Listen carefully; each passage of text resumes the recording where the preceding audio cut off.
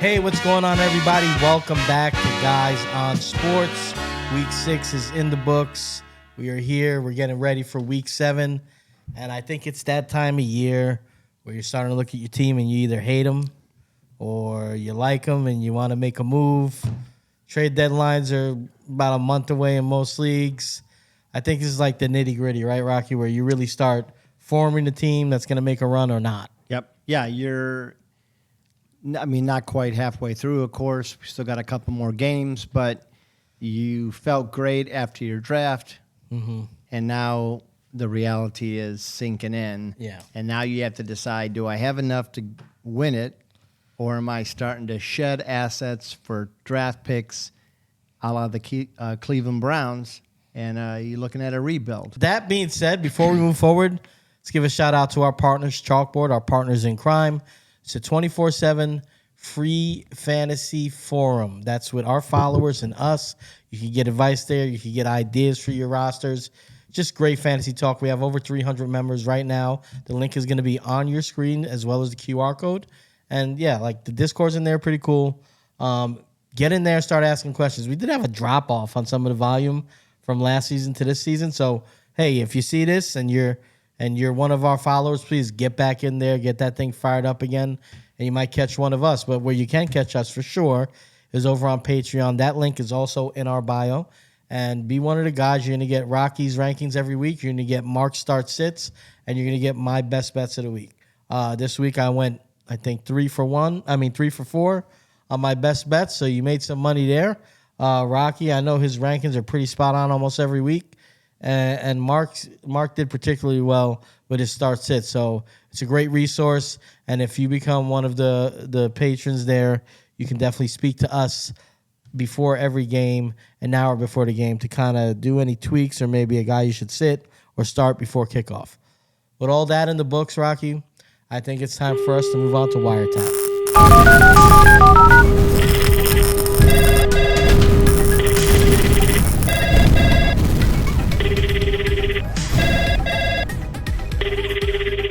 All right, Rocky, Wiretap. For anybody that hasn't watched this before, we're just going to pick who we think is our best waiver ad this week and who we think is maybe an overrated one that you don't want to waste your waiver if you're in a redraft, your waiver order, wherever you are, or money if you're in a dynasty or something like that.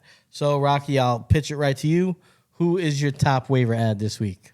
So this is a guy that I talked about. I was all over in the preseason. Talked a lot about him. Rookie running back out of San Francisco, Isaac Guerendo. Guerendo, that's how you say it. You got it right. Guerendo. I got it right. I got mocked last time on TikTok. Hey, screw off. I got it right. Guerendo. It's a good Italian name, I think. Yeah. Anyways, Isaac is a stud. I mentioned him coming out of college, that when you looked at his upside, you looked at all of his measurables in the combine, he tested off the charts, and he was built like he's a very big back, very big running back. And he's built well. You got to fix your hat. So Rocky had to kill a wasp, unfortunately, before we started, and he used the brownie. It's the fourth wall. This is probably about the best. It's the fourth wall. Best thing the Brownies have done this season. Yeah. Go ahead. Anyways, Isaac, only 10 carries, made the most of them, over 99 yards, so 9.9 yard average. At the combine, he ran the fastest 40-yard dash of any running back in the 2024 combine, and he has the size to thrive with a heavy workload. What I liked about him is I felt CMC has got a lot of tread off the tires. We're starting to see him debilitate. Is this the injury that does him in or not? I'm not sure, but I think that Isaac is somebody that you pick up or trade for now, and you keep him, stash him on your bench. I think he's going to pay off right now for the next couple weeks, especially with Mason having the AC sprain, which is kind of a day-to-day, but that's a hard one to kind of overcome, and it definitely affects how you cut. Yeah. So I like Isaac. I think he's a worthwhile pick. I think it's a great ad because, like you said, McCaffrey is, I mean, who knows it? I assume we'll see him again this season. Man. But here's the truth. The 49ers They do have to get through this season, but if they do get McCaffrey back, he's going to be on a pitch count for sure because they want to make sure he's good for the stretch run. Luckily for you, that you don't have to worry about your fantasy players in the playoffs. Guerrero is going to be a valuable guy for sure in the next few weeks, and I still think he holds value beyond that. So I like that ad. I had a couple guys here. I'm going to go a different way than what I told you.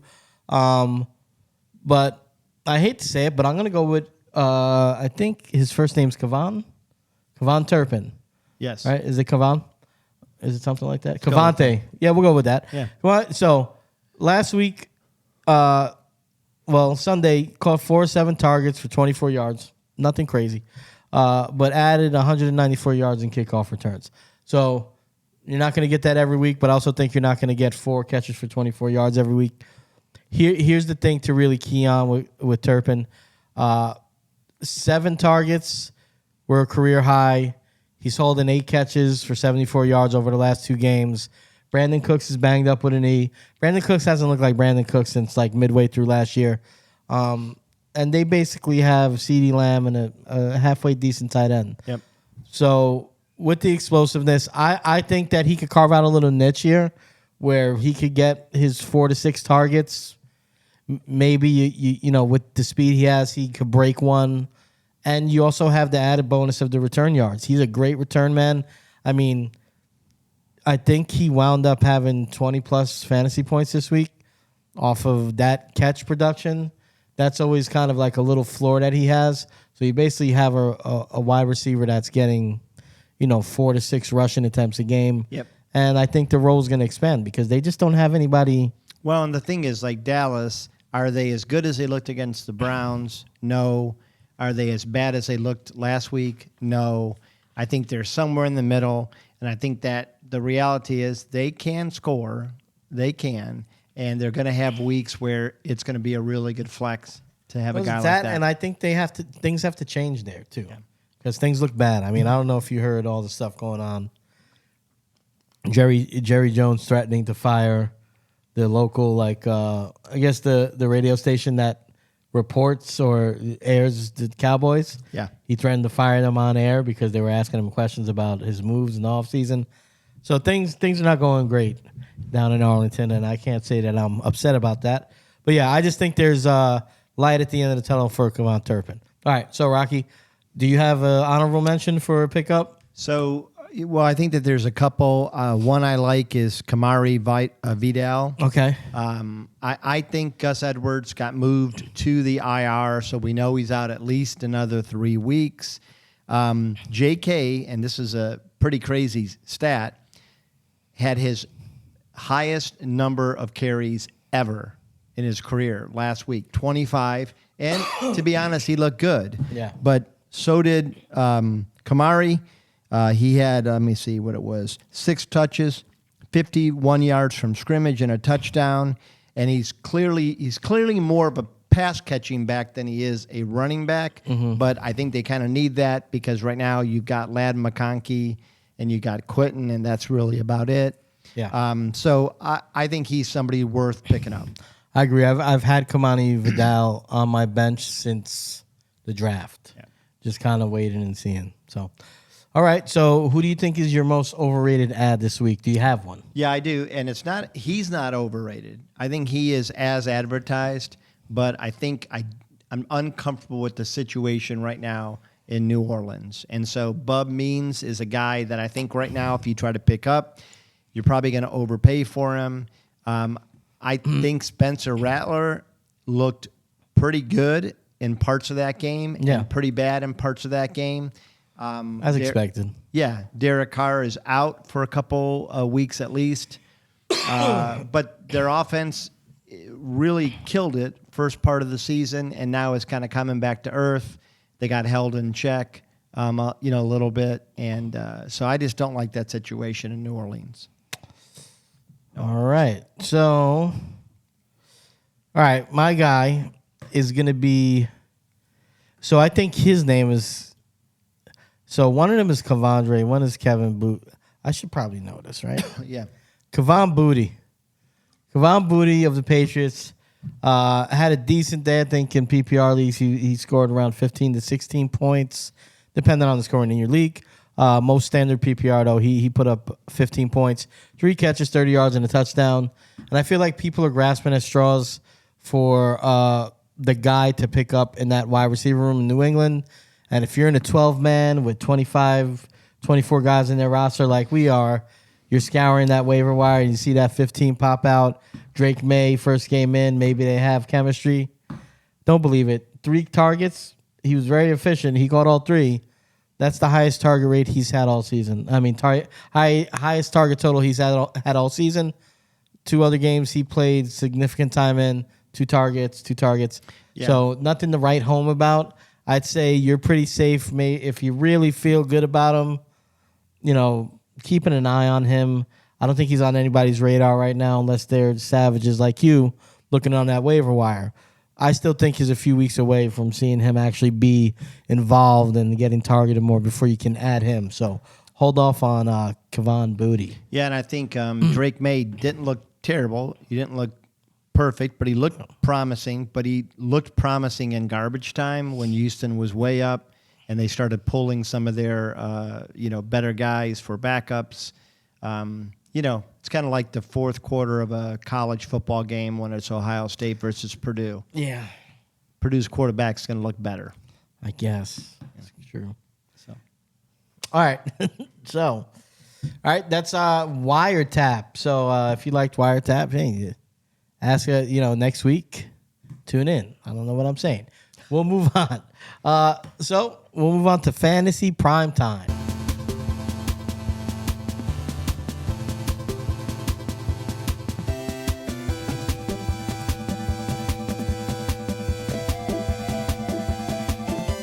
We're going to talk about 3 games that we really want to target this week.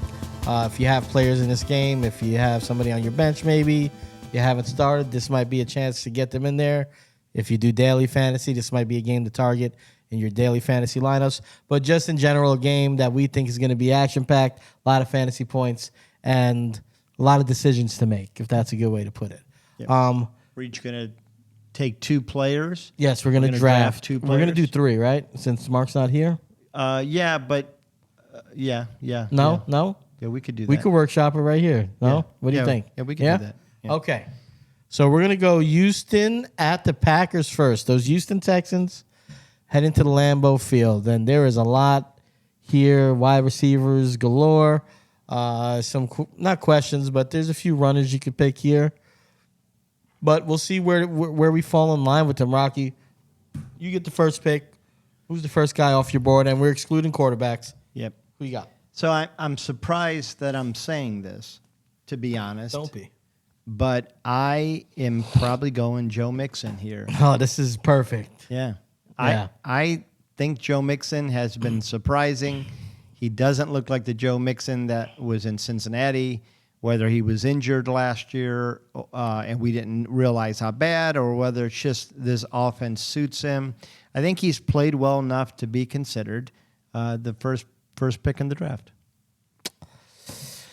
All right. Well, the only thing I will say is Joe Mixon actually lands on my single-digit saloon this week, so that'll be interesting later. But All right. Okay, so Joe Mixon is off the board, and I think that with my pick, I have to go with Jaden Reed. I just feel like everything we said in the offseason is starting to come to light. I think Jaden Reed, in a group of wide receivers that's talented, deep, and probably the deepest in the league outside of the Texans at full health. I think they're neck and neck with each other. I still think Jaden Reed, to me, is the best all-around wide receiver in that room. And I feel like they know that too. He's been on a tear. Give me Jaden Reed. All right. I like this pick. Yep. I'm going to stay in Green Bay, and I'm going to take and this is a reach, but I feel like a good tight end is worth the pick. Okay. And that is Tucker Kraft. 231 yards, 3 touchdowns already in the season, and only 6 games. I think he's the number 4 highest ranked tight end right now in fantasy football. And I think it's a position where you can separate. So if you're looking for a good tight end to start, especially with Luke on the IR for another 3-4 weeks, I think Tucker's a solid pickup. I don't hate it. I feel like you jumped a couple guys. Get that more in front. I don't know if you noticed a couple weeks ago, but you were like real echo. I think it was over there. No. It wasn't too much in front of your mouth. All right, so Joe Mixon is off the board and Tucker Kraft off the board. Is that what you said? Yep. Okay. All right, so I'm going to go back to Houston, and I'm going to go to a wide out, and I'm just trying to figure out who Jair Alexander is following. I'm gonna go with Tank Dell here. I do still think that Diggs is gonna draw Alexander for a good portion of this game. And in the absence of Nico Collins, I like Tank Dell. I like how he looked this week. I think there's the upside for a 60-yard touchdown as well. So give me Tank. I don't think you get that out of Diggs anymore. Yeah. So with my third round pick here, I'm going to go, and I'm actually looking for the stats because they're a little bit unbelievable, honestly. When you look at this guy and when you hear his name, a lot of people kind of shake their head and they don't like the guy, or they just don't realize how much this guy is producing.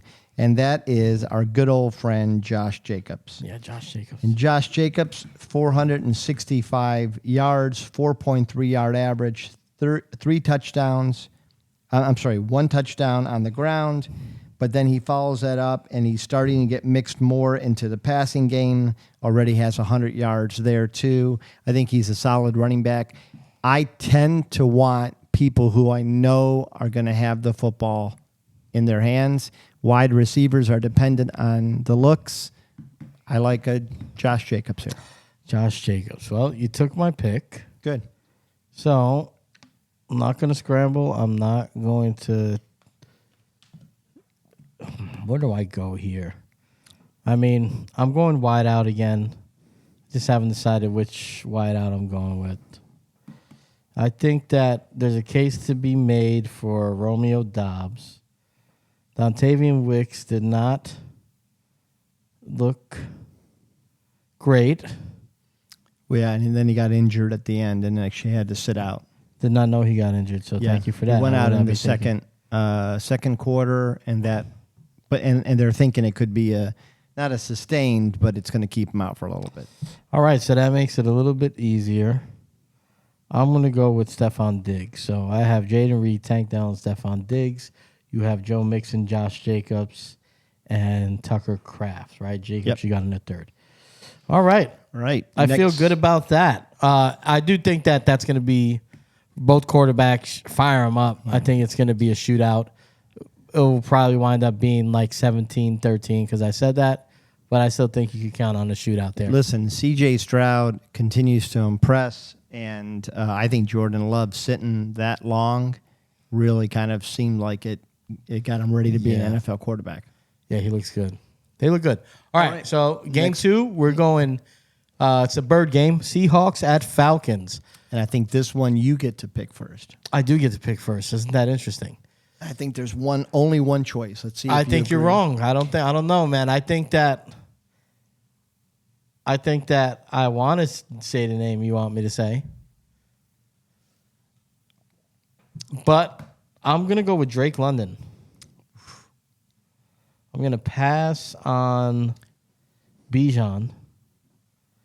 And the boys all showed up this week. Okay? The whole team showed up. They look like they're hitting their stride. But I like London in this game. The Seahawks have been up and down on defense. To call it a gut, it's a gut move here. I'm just going with London. I don't think it's a bad choice. Bijan, I mean, right? you're talking about a guy over 400 yards, 4 touchdowns, and it seems like him and Kirk starting to find that energy. Hit their stride, yeah. No, I'm happy you left the obvious choice here, and that's Bijan. Yeah. Who actually, I would say this could be the game that last week could have been the game that we talk about that changed his trajectory, that he became the running back that we thought he could be. Yeah. 2 touchdowns, but for the year he has 3. He's added another 170 yards through the air with a 7.7 yard average.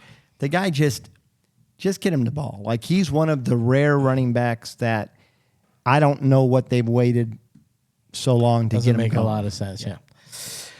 All right, so I can't fault you. I can't fault you for that. That being said, this guy's had a frustrating couple weeks. I mean, going against the vaunted 49ers and Giants defense, getting shut down. The Giants defense is top 6 right now. So They played the Browns, so that's only a thing gimme good game about right that there. defense. I mean, that team right now is the defense. But I think he breaks out. I think this is a high-scoring game. They're on the fast turf. They're in the dome. Give me DK Metcalf. Yeah, hard not to like this pick. They got 2 really good safeties for the Falcons, so it worries me a little bit, but I feel like he has to get back on track. Yeah, no, I don't hate this pick at all. I was kind of hoping that you would go with somebody else and that he would fall to me next. I don't love any of the other Seattle receivers enough to make the jump right now because I feel like they're both kind of operating around the same stats. Yeah. So I'm going to stick with my strategy of you always go running back. Kenneth Walker. He's had 4 touchdowns, a little bit light on the yards, 230, but 4 touchdowns is a big deal. And then he's added another 136 through the air. He's another plug-and-play running back, and I like the fact that he's going to touch the ball 20 times this game. Yeah, I don't hate that. I feel the same way about those Seattle wide receivers. Until somebody declares themselves out of Lockett and Njigba, I feel like we got to sit that out. That being said, I feel like there's not a lot of meat left on the bone here, but I do have a guy that I will take, and that's going to be Mr. Kyle Pitts. And you sniped 2 of my answers here. Well, I mean, there's not a lot of answers, so don't feel so bad. So where does that leave you? Who do you got? So I mean, honestly, there's a running back that interests me, and that's Tyler Algiers. He has been, honestly, startable in 3 of the 6 games this season where he's gotten you double digits points. But I'm nervous about that. And so what I'm going to do is stick with one of the receivers that I didn't know if I wanted to choose. And I'm going to go with JSN. Jackson, at some point, I feel like is going to break out. I think at some point we're going to see the changing of the guard between Lockett and him. You would hope so. Yeah, and this is a little bit of a tough week to do it because the Falcons have a respectable defense. But I'm going to go with JSN. All right. So that leaves you with Bijan, K9, and JSN. And I got London, Metcalf, and Pitts. All right. On to our last fantasy primetime game. We have the Detroit Lions, the Minnesota Vikings. It's a battle of the North. Sure to be some fireworks. It'll probably wind up being a game under 30 points. Either way, a lot of guys to pick from here. Yeah. I give you the first pick. There can only be one choice. I don't think there can only be one. Yeah, I think there's an argument to be made for the guy I'm going to take second right now. Yeah, to me, though, I think with the number 1 pick, you knew you were going to go second, so you knew you kind of had to finagle a little bit. Not really. Take a chance. Jefferson, all day, 4 touchdowns. I think I'm 450 yards. He's getting tons of targets. He hasn't been as efficient as he has in years past, but I think that's going to come. I do worry a little bit here because, and this is a hunch, Sam Darnold is starting to be figured out a little bit. The NFL's catching up. It doesn't feel like that, though. I think it feels like they've been bad in the first half of games. They've been good in the second half, though, of the games. Yeah, last 2 games against San Francisco and Houston, he's had 2 touchdowns, 1 interception each game. They're starting to jump his route. Yeah. He does have tendencies. We forget he doesn't have a huge body of work, but that doesn't scare me enough to Shouldn't stay away scare from you. Jefferson. They have a great offensive coach. They will adjust. Both of those games he struggled in, he did most of his damage in the second half of those games because I think they have a good coaching staff. I trust in that coach, that play caller, and I think Sam Darnold's talented enough. We've seen it. They'll be fine. So I like the Jefferson pick. But for me, the guy I'm going with is Amon-Ra St. Brown. That's it. I don't really have to. I'm like, he's hobbled. There's something not quite right. He's all right. I'm actually checking out the stats because I love the guy, and I know you love him. Well, I hope he's not. I'd seen that he was hobbled, but he played through. He's played through every game, you're right. Yeah. But he just doesn't seem to be quite as explosive as what I would generally think of with him. Mm-hmm. I can't look. I don't have my phone on me. I'm going second here, and I'm going to take a good quality running back who gets a lot of touches. I like David Montgomery a lot.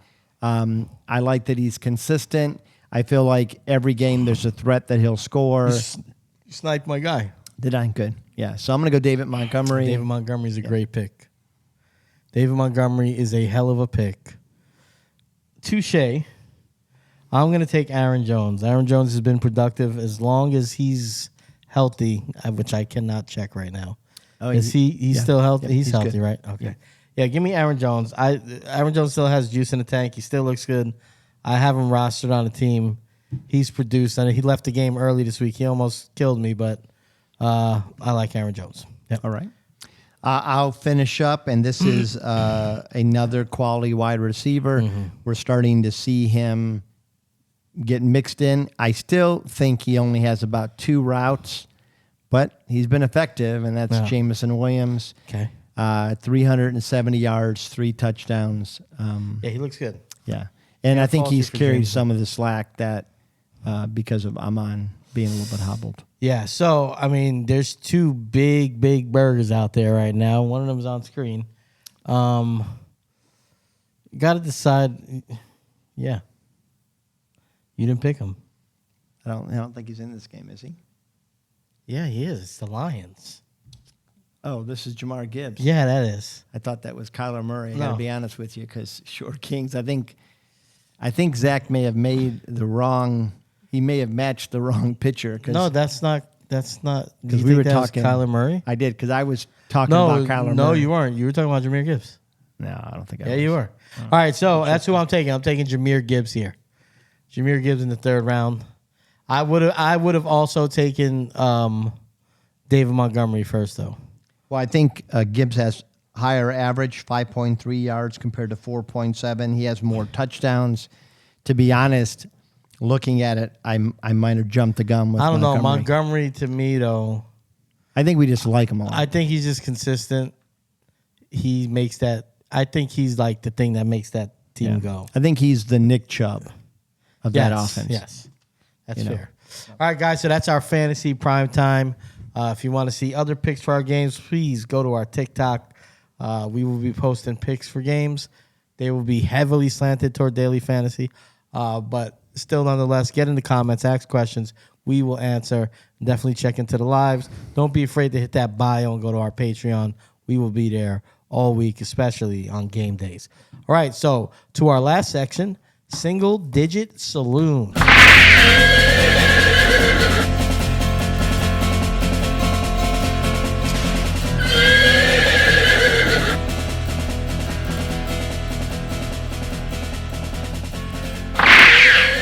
All right, man. Single Digit Saloon. So the way this works is we're gonna pick out one of your fantasy studs, and we're gonna tell you if they are going to score in the single digits. Hopefully, we'll have some reasons to back it up. And I gotta open my computer so I can see my notes. There you go. But we will basically be picking a guy that you can count on every week to score high, and we're gonna say, hey, maybe this is a week that they don't. So be on the lookout. You have a comparable replacement, or if this is something like daily where you could sub somebody out, do that. You want to go first? Sure, I'll go first. What do you got? This is a surprise to me because you didn't tell me. I actually did, but I don't know if you I read didn't it, see it. Yep. I hate to say this. We're going to be traveling to New York, and we're going to be going to the home of the Jets. And I hate this. I hate this for this guy. He doesn't deserve it. He's already been overlooked by Alan Lazard, of all people. You made a ridiculous comment in our thread that Brees didn't look good. He didn't. He looks slow to me. On his way to over 140 yards. I was just talking about how he was running. He didn't look quick. Yeah, I mean, I don't know. I would argue that. But anyways. I mean, but if you want to, since you brought it up, I mean, the play I said it about was that play down the sideline where he didn't score. I mean, how did Brees you talking from about last the pass, year? or you're talking about? No, I'm talking about the run. Yeah, because right after that, he caught a pass that was nullified by a penalty. Yeah. But he looked plenty fast there. He didn't look fast. I mean, he's one-on-one with a safety. Yeah. I don't know how he doesn't get that in the end zone. It looked like he would. It's fair. I want to watch it again because to me, he looked like he was running with a hitch. Yeah. He didn't look like full speed to me. Yeah. Well, and I think that's a lot like I look at the Browns, and off topic, but they're not running to score. It's an odd, like they're almost in their own head. But anyways, I hate this. They just made this trade for Devontae Adams. Oh, yeah. They're going to take the Porsche out of the garage. Aaron Rodgers is going to feed his friend. And then his second friend is Lazard. And the guy that's missing out here is Garrett Wilson. And it's not fair to him because he had a breakout game last night. Yeah, he did. Looked fantastic. And then you got freaking Rodgers forcing the ball into Lazard, throwing it at his hip. Somehow he got it. I'll give it to him, but this sucks for Garrett Wilson. I think if Garrett Wilson was traded to almost any other team, he would be a 1,500-yard-a-year receiver. They just haven't worked on the chemistry, and I think he'll take a step back because of this Devontae Adams trade. I think he has to take a step back. Yep. The only thing you could argue is that maybe there's less. It's more efficient. Well, or maybe there's less pressure on him because people are now guarding Devontae. Well, you definitely have to guard both. But he will get targeted less for sure. But maybe the bright side, if you want to take a bright side to it, could be that maybe he's getting better targets, more quality targets, where he's not in doubled, he's not the center of attention. Yeah. I think there's a world where it works out where he's close to the same. I mean, last night was great, but I think you're gonna run into one of these things where it's like one game he's okay, a Devontae Adams, A.J. Brown kind of deal. Yeah. Well, it's almost like a George Pickens situation. The talent is there, but you're afraid to start him some games. Yeah. I also think, and I can't believe I'm saying this because I love to bother Mark about Aaron Rodgers, who has just clinically owned the city of Chicago his entire career. Some say he does still. But dude is hard to like. He just is. Like, he's absolutely pissed at Mike Williams. He underthrew him by 5 yards and then said Mike Williams ran the wrong route. I believe Aaron Rodgers, not Mike Williams. Possible. Yeah. But I don't think you call out your players. I think maybe you do. And that guy is gone. That guy is already headed somewhere. Gone. Yeah, he's gone. Probably Cleveland. They're trading him to Cleveland as a punishment. I don't hate that he called. I mean, look, they're all professionals. Yeah, but you can't call out Rodgers. He gets his feelings hurt. That's all right. He's earned it. Come on. He has. I mean, with that organization, he gave them back how much money to put that team together. I get what you're saying, but I think certain guys, I mean, it's football. If a guy's not, I don't know how long have they been working on that together and it hasn't happened? Is there more behind the curtain? Because in my experience, there's only like one or two times I remember him kind of speaking out of turn in Green Bay. It was towards the end. I think for him to say something, he's got to be pretty fed up. I don't think he's it's just getting older and he's a curmudgeon. curmudgeon. He could be a little surly. Yeah, he's just tired of waiting. He knows he's only got a couple years. That's true. So anyway, I can relate. But All right. I hate to say it, but I fear this week is a single digit saloon for Garrett Wilson. All right. So as I mentioned earlier, Joe Mixon is my single digit saloon guy. He's taking a trip, and I agree with everything he said. He's been more productive than I thought. I thought with all the talent on the field for the Texans, it would be an issue. It hasn't been when he's been on the field. When he's been playing, he's been a focal point of the offense he's produced. But hear me out. I have some stats for you, and I dug a little bit. And here's what I'm going to give you. Green Bay, they're on the road. The Texans are on the road to go see Green Bay. Green Bay currently is 8th in the NFL in rush yards allowed and rush TDs per game. They're allowing less than one rushing touchdown per game. Mixon has been good through the air as well, so I'll give you that. Now, their defense is giving up 45 receiving yards per game to running backs and 1 TD through the air for running backs through the entire season in 6 games. So if we just start there, I look at this Green Bay team as a top 10 rushing defense. They don't allow a lot of rushing TDs. We're less than 1 per game. One rushing, they cover the back well out of the backfield because 45 yards a game, and that's about even. There's no big blow-up game there. I think they defend the position well. Joe Mixon is talented. But the other thing that kind of figures in here for me is Texans and Green Bay are both 11th. They're 11th and 12th in rushing attempts against per game. And I think that's due to the way they play the game script. They both like to throw the ball a bunch. I do think it's going to be a high-scoring game. I do think there's a point in this game where the running game kind of goes out the window. And so, yeah, will Mixon have chances for reception? Sure. But Green Bay defends it pretty well. So I'm not, putting my daughter's name on it. But what I'm saying is I think this is ripe for a letdown spot for Joe Mixon. Well, I mean, Joe last year looked pretty average. He looks good this year. He does look good. I just think it's like the perfect storm. The game script is set up for them to be less run heavy here. I think they'll have to either be playing catch up or trying to stay ahead because Green Bay can score, and then I just think the defense plays the running back well. So I think he could just be in for a long day. Yeah, it's hard to fight against. I know it is. Hard to fight against. All right, well, that's the show, guys. If you like the show, please show support. Like and subscribe. Hit the notification bell. Go to your socials at GON Podcast. That's TikTok. That's on the old gram there. Give us a like and a follow there. Give us a comment there.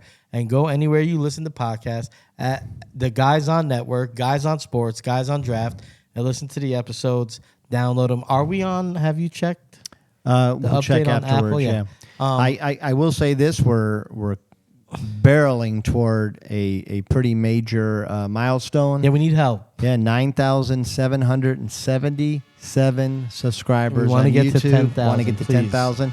That's where the big money comes in. Oh yeah, those pennies start piling up. Yeah. Anyways, help us out, man. Help us out. Subscribe. We love you guys. See you next week. Peace.